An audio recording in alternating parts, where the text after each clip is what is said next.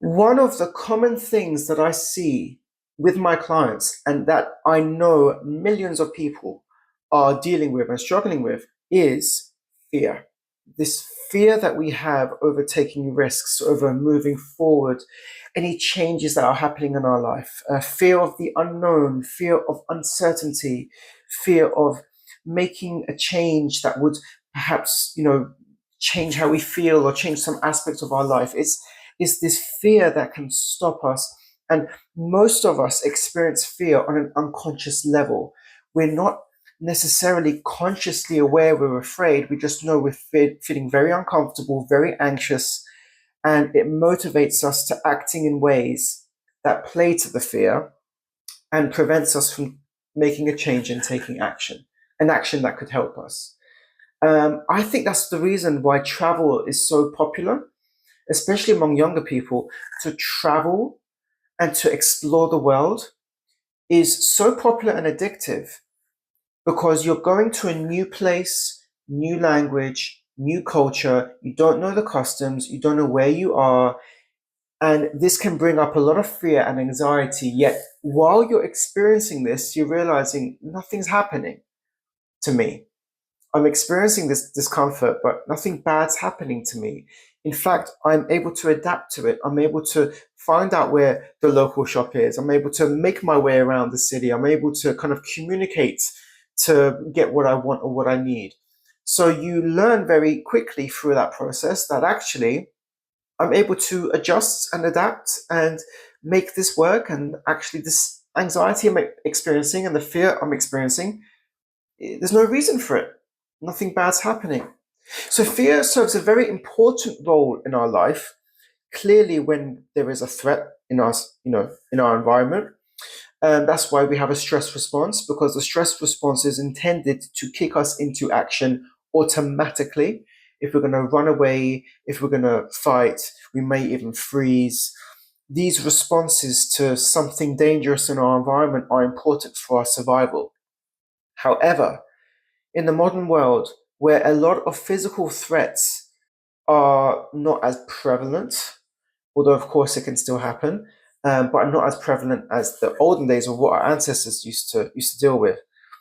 We still experience a lot of stress and anxiety, and still have that stress response over things and environments where we are not being threatened, yet we are being stressed over things that are considered to be irrational.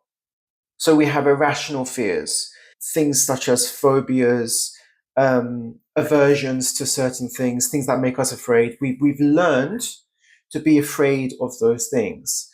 And we develop safety behaviors as a result that makes us feel safe. But again, it's not rational. It's just what we've learned is to keep us safe. So a lot of the fear we experience and the discomfort we experience has been learned. It either has been taught to us or it's been learned through our past experiences. So fear is a very potent emotion. It's a very strong inhibitor of us progressing in some way. So this is where our ability to overcome anything, or pretty much almost anything, is really valuable when it comes to managing fear.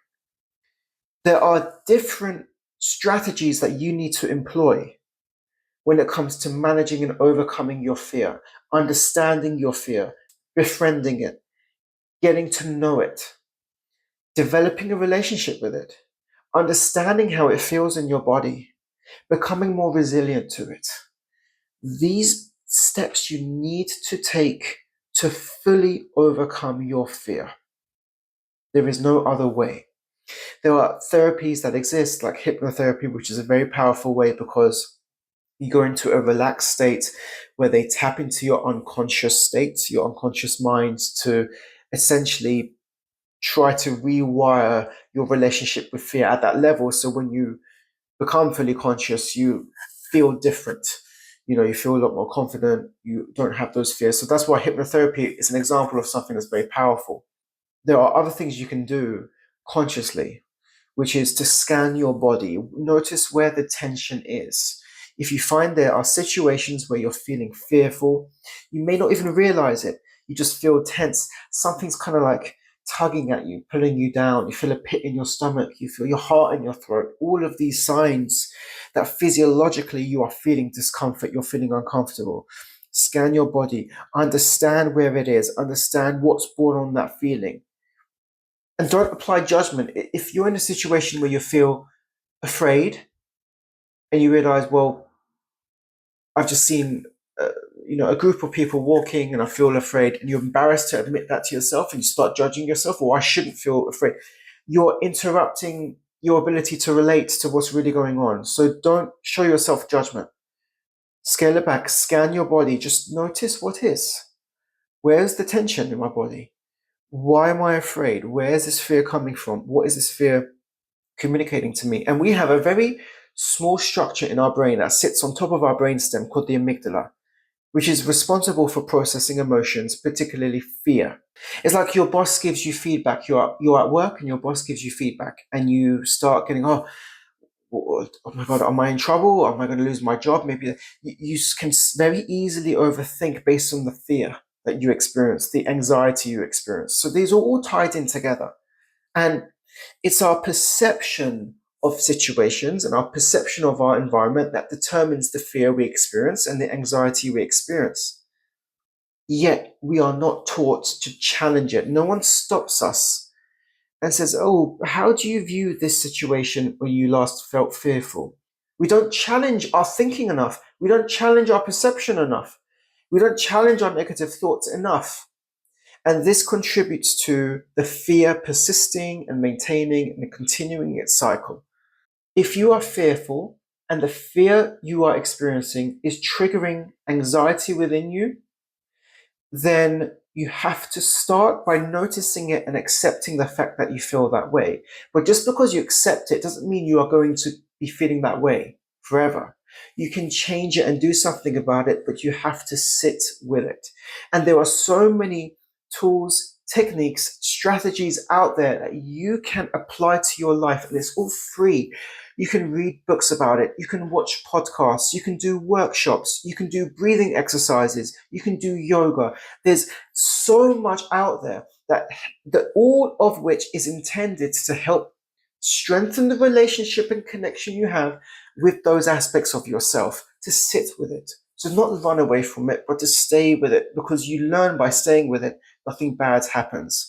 It's uncomfortable, but you notice the discomfort, you notice where it is, and you return to the present moment. And there's so many strategies that you can try that work for you.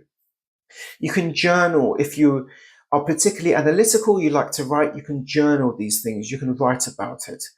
There's a lot you can do to stay with the fear, to build your relationship with it, to ask where the fear is coming from, to ask what the fear is trying to communicate, to stay with it and build the resilience of being with the fear, to become more conscious of it, to become more aware of it.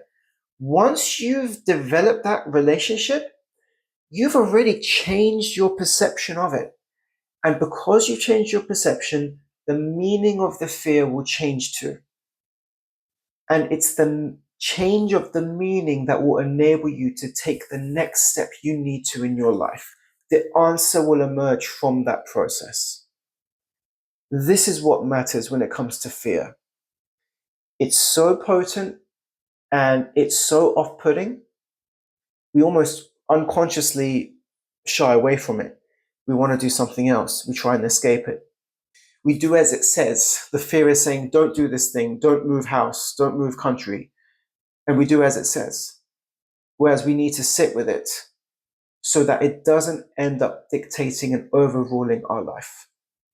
And one of the most effective ways to become aware of this fear is to undertake counselling, because you have an opportunity to sit in a therapeutic space that is purely yours with no judgment, to share what's going on with you, to get it out, to be guided through the difficult emotions you're experiencing, for the thoughts you're experiencing, and carve out a path through that messy forest to finally make your way through to where you want to go.